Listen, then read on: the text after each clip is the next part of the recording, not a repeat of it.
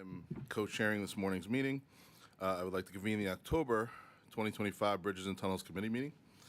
Ms. Pescone, are there any public speakers? Good morning. We have two members of the public registered to speak today. As a reminder, we ask that all public speakers adhere to the MTA's rules of conduct and decorum.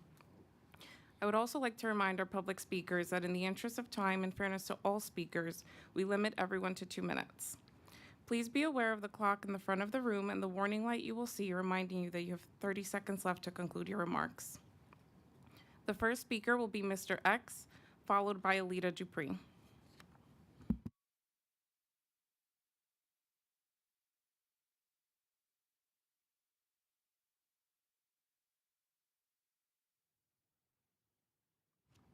The next speaker will be Alita Dupree.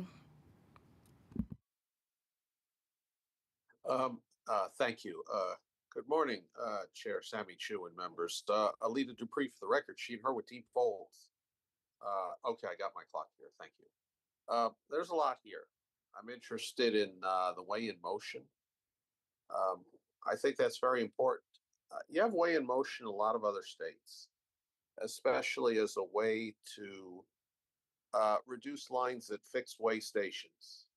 When you weigh trucks at full road speed, as long as they're legal, you don't have to route them into the weigh station where the procession is quite a bit slower.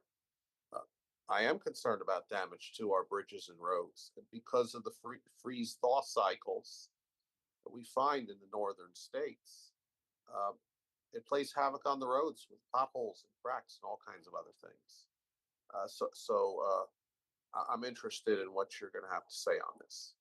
And I did read over the charts. I saw your congestion pricing chart here. Would like to see some more breakdown by weekday, but 15 million vehicles a month in the congestion pricing zone. It mitigates traffic and helps to raise money for rebuilding our system. The basics of safety always has to come first. And enforcement is an essential part of that. It's essential in all of these tolling systems. People have to follow the rules in using our facilities. That using a road is not a right; it's a privilege and a responsibility. So I expect you, as a board, to render appropriate oversight always, with our first and foremost mission is to keep our bridges and tunnels safe. Thank you. Thank you. Chair, that concludes the public comment. Thank you, Ms. Cascone. All right. Now, I would like to solicit a motion to approve the September 2025 committee meeting minutes, and confirming we do have a quorum. Nori, James, all in favor? Any objections, abstentions? The minutes are approved. President Sheridan, are there any changes to the work plan? Chair Chu, there are no changes to the work plan. Thank you, and now we might as well go into your remarks. Great, thank you. Good morning. I'll begin with an update on our targeted joint agency enforcement operations. We are continuing the momentum. These targeted operations have yielded more than 1,400 arrests, 63,000 summonses, and 5,700 vehicles towed. Those interdicted are responsible for more than $61 million owed collectively to all member agencies. Enforcement now also includes operations in and around the congestion relief zone.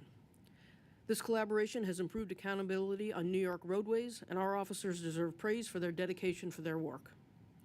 I'm also pleased to share a new partner has joined the task force as we welcome the Rockland County Sheriff's Office. As I mentioned last month, we've strengthened our focus on tinted window enforcement. Illegally tinted windows reduce driver visibility, present risks to law enforcement officers during traffic stops, and enable the concealment of vehicle occupants and contents. Our officers are equipped with tint meters, which measure compliance with New York State vehicle and traffic laws. Our 2025 training initiative is nearly complete, with 89% of law enforcement personnel trained, now proficient in using these new meters. Through September, we've seen an increase in tinted window enforcement, with summonses increasing by 24% over 2024 and 35% over 2023. In a recent two-week focused initiative, as you see in the lower right photo, we warned drivers via our roadway variable message signs, and B&T and our partner agencies issued more than 300 tint summonses.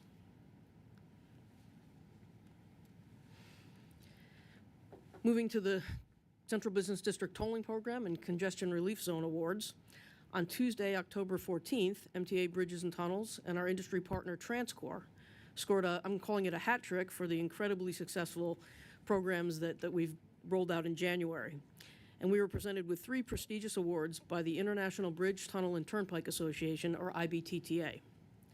TransCore was awarded a Toll Excellence Award for private sector innovation, and B&T was awarded a Toll Excellence Award for social responsibility, as well as IBTTA's highest honor, the President's Award for Excellence. And while Allison and I were very proud to accept these awards, congratulations belong to our entire team, whose long and challenging work brought this program to life.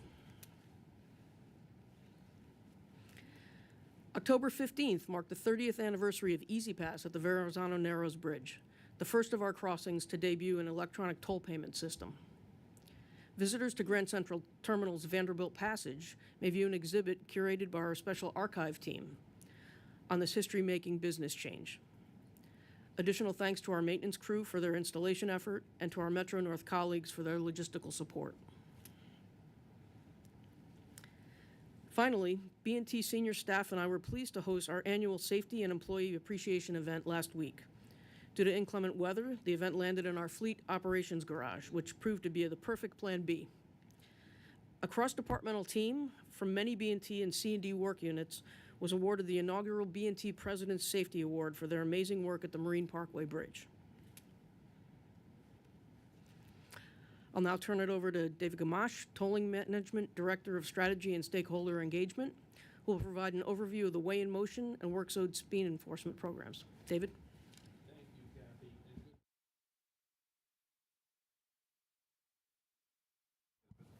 Thank you, Kathy, and good morning, everyone. Following my remarks, you'll be asked to vote on 2 action items regarding work zone speed enforcement and Way in Motion, but we want to provide some insight first. In 2025, New York State passed legislation amending the New York State Vehicle and Traffic Law to grant the Triborough Bridge and Tunnel Authority, doing business as MTA Bridges and Tunnels, the authority to use more modern technology to enhance its efforts to protect bridges, workers, and travelers. These are critical safety initiatives that have shown to be successful at other facilities in New York and elsewhere in the United States. The Automated Work Zone Speed Enforcement Program will deter unsafe speeding in maintenance and construction zones on MTA Bridges and Tunnels facilities and will help keep workers, employees, and customers safe. The Way in Motion technology, or WIM, is intended to deter trucks that exceed weight limits from traveling on the Robert F. Kennedy Bridge. The experience and data collected from the RFK Bridge will inform the potential for future implementation of this technology on all of our agency's bridges. The legislation required that MTA Bridges and Tunnels hold a public hearing and receive board approval to establish these programs. Let's start with WIM. Why do we need it? Overweight trucks cause damage to bridge structures, reducing their service life, increasing expensive maintenance and construction costs, and raising risks of serious crashes leading to injuries and fatalities. MTA B&T estimates this costs approximately $30 million annually. By overweight, we mean truck weight restrictions under federal and state laws. An estimated 6.5% of trucks that cross MTA B&T spans are overweight. That is about 500,000 overweight trucks each year, with about 90,000 overweight trucks on the RFK Bridge. Non-compliance with rate restrictions is expensive. The photo shows crews on the RFK Bridge working on a $7 million project to repair damage caused by overweight vehicles. WIM technology has been used by the New York City Department of Transportation on a section of I-78, the BQE, in Brooklyn since 2023. It has successfully deterred overweight vehicle traffic. In their 2024 annual report on WIM, City DOT stated that its first-in-the-nation WIM automated enforcement program has proved to be effective at reducing overweight trucks, with 60% fewer overweight trucks on this section of the BQE during its first year in operation. How does WIM work? There will be signage posted before getting on the bridge about the weight restrictions and the use of WIM. Vehicles will pass over roadway sensors, as shown in this photo. Cameras mounted on an overhead gantry structure will capture identifying vehicle information. There will also be cameras mounted on the side of the road. The roadway system will undergo a self-test and semi-annual calibration to confirm accuracy. Now, what are the weight restrictions? We look at two measures. The first is the maximum allowable gross vehicle weight. The weight restriction is 80,000 pounds. If the truck weighs more than 10% over that limit, which means more than 88,000 pounds, the truck is subject to a violation. Second is the maximum allowable axle weight. The weight restriction per axle for a single axle truck is 22,400 pounds. If the truck's single axle weighs more than 20% over the limit, which is 26,888 pounds, the truck is subject to a violation. And the weight restriction per axle for a tandem axle truck is 36,000 pounds. If the truck's tandem axle weight weighs more than 20% over that limit, which is more than 43,200 pounds, the truck is subject to a violation. If a truck violates both the gross weight and the axle weight, it will receive two separate violations.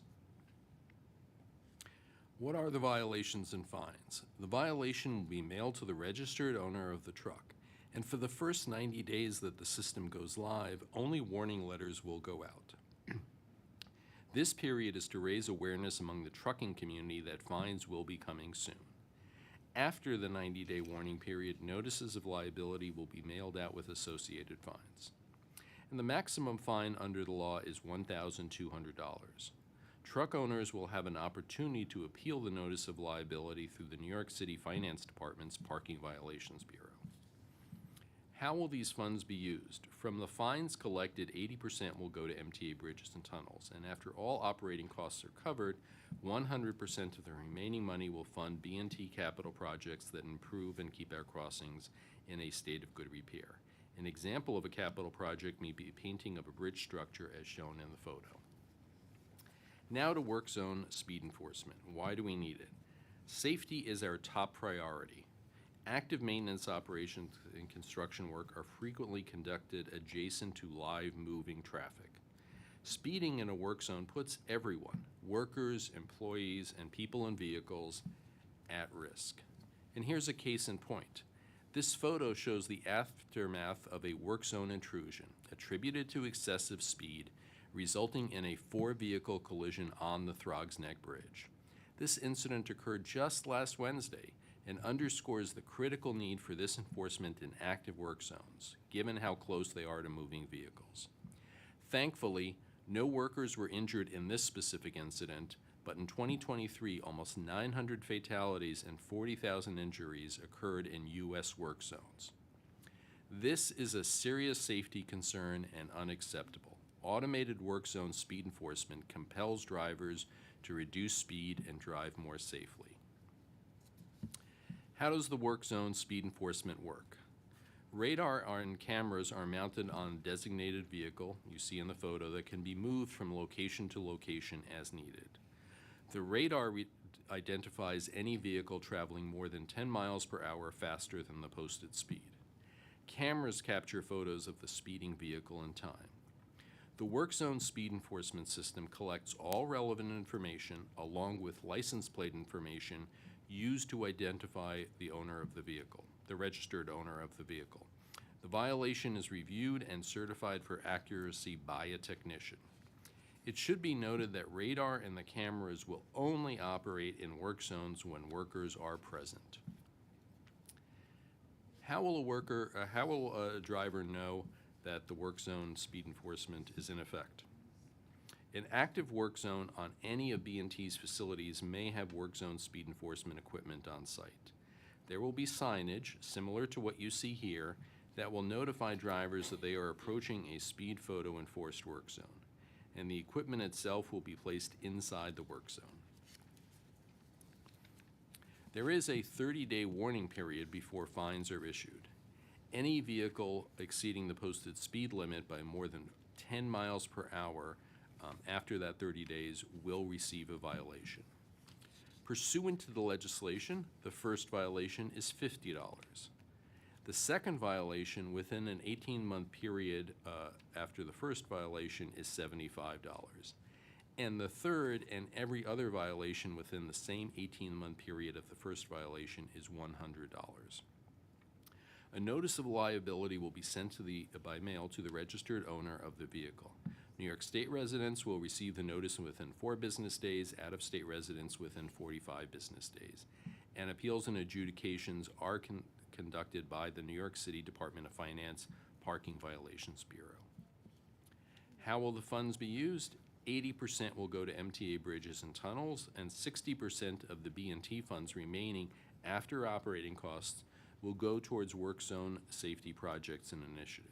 An example could include funding an attenuator truck that is used to protect workers and drivers and absorbs collision energy when struck.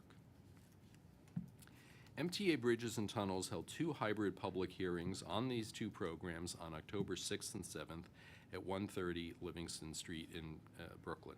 Information about the hearings and how to attend or submit comments was posted on the MTA website starting on September 5th. MTA Bridges and Tunnels placed advertisements about the hearings in print media outlets, issued 2 press releases, and posted via a variety of social media outlets. Emails were also sent to over 280,000 private and commercial MTA Easy Pass customers. The public comment portal was open from September 5th through October 10th. The public comments, including comments presented at the public hearing and submitted online or via email and mail, were included in your committee information. Of those in support of the work zone speed enforcement and WIM, they reference the importance of safety and maintaining infrastructure. Commenters who opposed the work zone speed enforcement largely consider the program as a tax on drivers, and several are not in favor of the use of cameras. Of the 3 commenters who opposed WIM, one raised a question about whether implementation can be delayed. The anticipated start date for the WIM RFK Bridge program is the 4th quarter of 2026. The end date is December 1st, 2030. And the anticipated start date for the work zone speed enforcement program at all B&T crossings is the 2nd quarter of 2026. The end date is October 6, 2031. Thank you, and this concludes my presentation. Thank you, David. We'll take questions. Sure. I have a couple questions, and then we have a whole bunch of questions. I have a quick comment on the work zone speed enforcement. I just personally think the fines should be higher to be commensurate with what's at risk. It's life safety, and I've gotten parking tickets that were more than the fines that we're suggesting to keep people alive. On WIM, the 10 and 20% thresholds, they also seem a little bit generous. And I'm wondering, how those thresholds were determined. And I also want to know do we issue warnings if we are, let's say, if we're 9% or 19%, as opposed to the fine coming, so they kind of put on notice, or does it just trigger right to the fine? So as far as the fines for the work zone safety enforcement, those are prescribed in the statute. So the legislature and governor would have to change that if we want to make those higher. I've disagreed with many statutes over history. Understood. Yeah. And I believe the 10 and 20% are also in statute, but I don't know, Romulo, if you could talk about those a little bit? That's correct. The 10 and 20 are in the statute, and that's to give a leeway on the system, the way in motion. And has there been consideration to issuing warnings if they're over the limit but underneath the threshold for issuing fine? No, the warning is just the initial 90 days of the program. I mean, we can certainly issue warnings. We actually reach out to companies even now. We have WIM at a bunch of our facilities. Mm-hmm. It's not enforcement grade WIM, but we do reach out to companies and let them know Great. that they are exceeding the limits. Okay. That's Thank you. Hayda's had her hand up since the moment she walked in. She was like, it was like this. So thank you, Dave, for that. Getting used to the new, very pretty equipment, anyway. David, thank you for the presentation. Can you go back to one of the slides where you have, I guess, the radar on top of the cars? So is that car going to be on the bridge every time? Like, how would radar identify the vehicles? The way it works is the MTA Bridges and Tunnels would identify which work zones it wants to use the technology, and the vendor would then move the car to that location. To that location. Okay, And great. it would only operate during the hours that were during the time that the workers are present. Great. And then I was on the bridge, I think coming back to Queens, I don't remember when, on Wednesday. Kathy knows I'm always calling her when I'm on the bridge. But, one thing I would find that maybe like one of those video message boards, maybe approaching the bridge that says, construction on left-hand side or whatever would be helpful, just, point of information. We can work on that. Thank you. We could send messages to people's phones as they're crossing the bridge, because everyone is on their phone while they're driving. They see the No, message. because I do One, like get off you, your phone, Sammy. and two, there's people working. It's, you get a red light not a red light camera, but a speeding, a school safety zone speed thing, and it's much more than what. Yeah, I mean, and people. Who this was is- the, I'm sorry, today I'm losing it. Who did the legislation? Who sponsored the legislation? Could we talk to them about maybe increasing the fines? The legislation was in the governor's budget. And there wasn't one sponsor, it was just part of, like, DOT's stuff? It was also based on pilot programs that existed before we have been signed on to Right, these. so it was the percentage So of the percentages were already increases, established. Right, maybe we can, Sammy, maybe we can talk about going. Call it right now. Yeah, really? Yeah. Anyway, all right, thank you. I'm going to rely on the honor system. Who was first? Okay, Andrew. Thanks, Alphabetical order and closest proximity. Yeah, absolutely. David, thank you for that report. I'm really support the way in motion enforcement. I think it's vitally important, especially after hearing all that's going on in the BQE now. But how distance-wise in advance of that crossing will motorists or truckers be notified? Obviously, right before that, but how many miles prior to that so that they can get off? That's why you need the. Romulo, can you talk about where the signage will be placed? Yes, so the signage are typically located with, just as they're approaching the way in motion system, but we're also looking to put advanced signage so they could exit at a specific location to avoid going through. Yeah, you're going to do that Yeah, advanced signage, I assume, We're right? looking to put those at those specific location. Okay, we don't want to make it just where it's too late to have an alternative, obviously. Correct. Thank you. There are also other agencies that are in the legislation that will have the way in motion authorization. So they are spaced around the region, so it's not like you can, shop where you can be overweight. Randy. Interesting report, thank you. Question, why we have to wait till 2026 to get this done in the fourth? It's in the statute, Randy. I knew that. Yeah. Am I right? Some of it is we need to get the back office system in place before we can actually roll it out so that the violations go to the right people. It's similar to the tolling system, but enough different that we have to get a back So office in every place. truck driver is supposed to know how much he's carrying or she's carrying on the truck? Yeah. Yes. Okay, okay. Go ahead, Jared. Okay, you're probably going to tell me it's in the statute, but why is there an end date? There should not be an end date on this.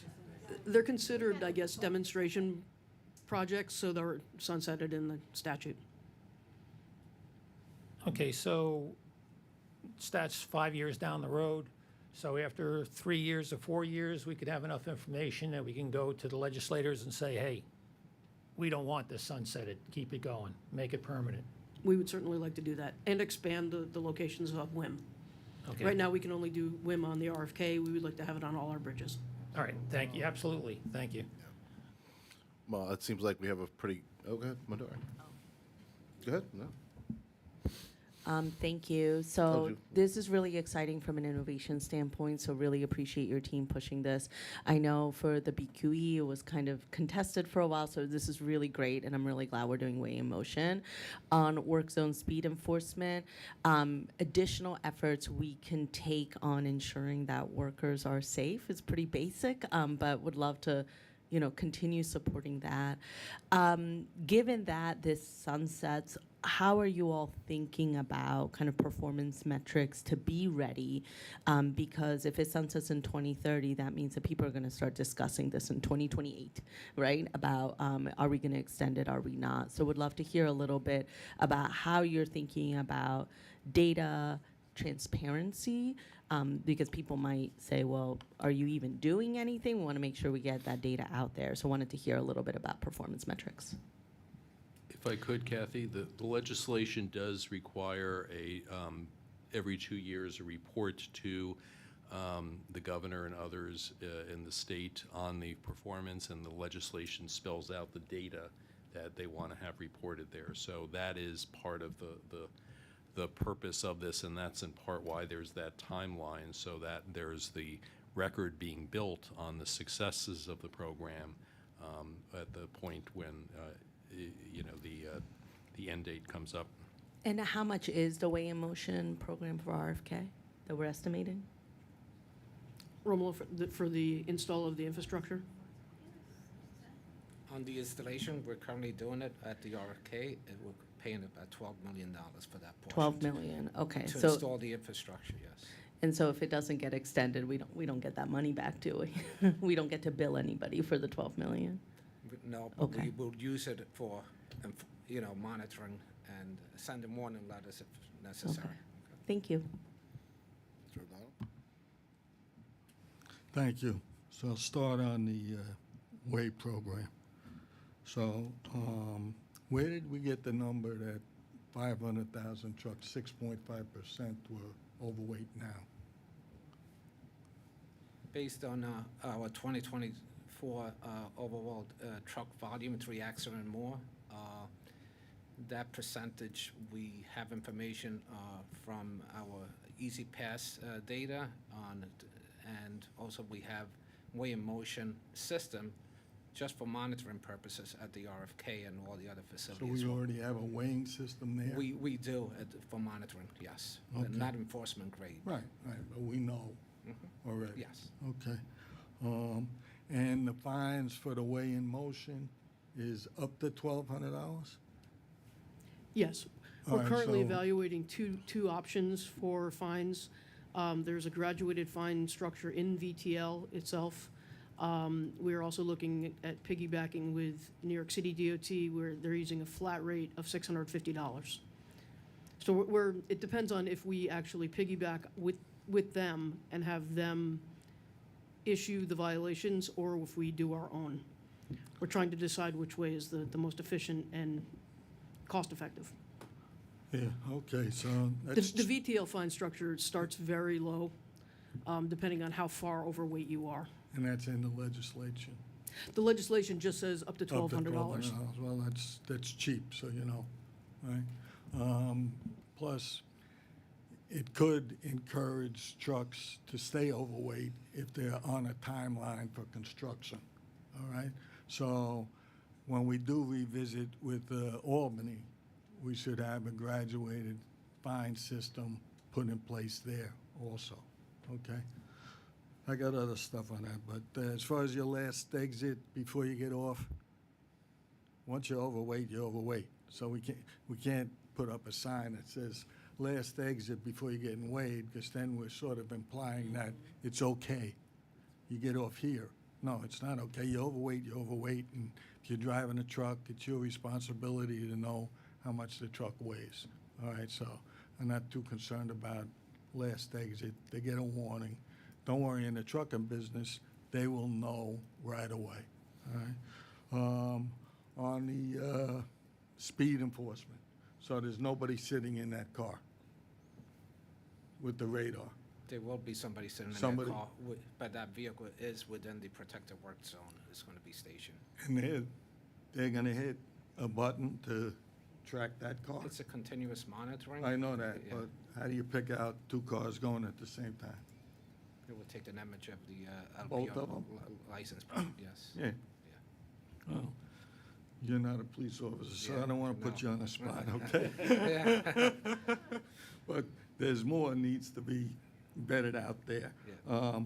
And one thing I did read in the background material was that it was done on I-95, and it resulted in a 17 to 18% reduction in work zone injuries, right? Can you get us that data? I think you're referring to the Connecticut pilot study I-95. that had that, yeah, and I will go back and we'll get you the information. I'm not sure that it was about injuries or just traffic reduction, so. Speed reduction? Speed Could be reductions, yeah. speed Yeah. reduction, right. Okay, it's two good programs, and one of the reasons I think they might have a sunset date is also technology could be better in 5 years, where we use different technology. So, thank you, Chairman. Well, I agree with your sentiments, but I appreciate it if you didn't look directly at me every time you use the word overweight. But to make it up to me, would you like to make a motion to approve both these programs? I'll make a motion, then Sam. Okay. Anyone else like the second? Second. Second by, all in favor? Aye. I wanted to once Any again put opposed? on record that our ferry was canceled this summer with no notice. And some okay. of us were working on reforming the ferry. We Okay. have over 1,000 new units of Could we, housing. technology? Thank you, great, okay, great. Sure. Well, I think we have a vote, and, yes, we passed, motion passed, approved. Andrew? So because this is You're not the- gonna call me overweight, are you? I'm not. Okay, great. Thank you. Because the RFK is the first bridge, if a trucker decides on an alternative route between Bronx and Manhattan, they could be on some of those really small bridges that, McCombs Dam or Washington or some of those other bridges to get from one borough to the other. Will New York's DOT also be watching out for overweight vehicles? Yes, and we can get you the list of all of the locations that are included in the statute. Oh, great, thank you. Yeah.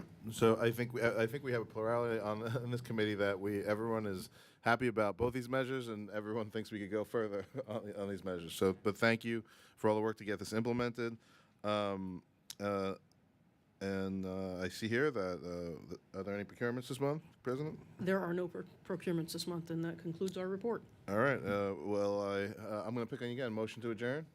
A second. I hate it. Meeting adjourned. See you next one.